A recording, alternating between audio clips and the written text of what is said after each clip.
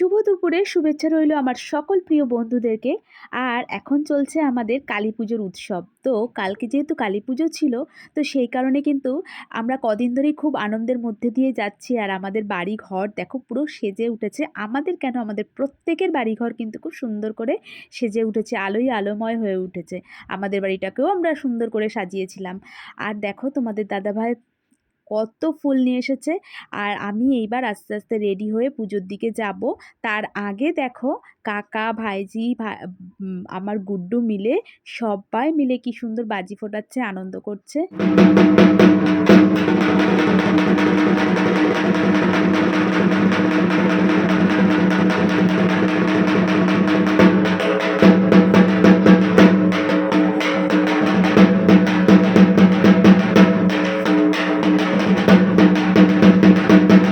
তোমরা তো দেখলেই পুজোর কাজে অনেকটা এসে হাত লাগিয়ে দিয়েছিলাম। আর আমাদের পুজো প্রায় এখানে শেষ হয়ে গেল।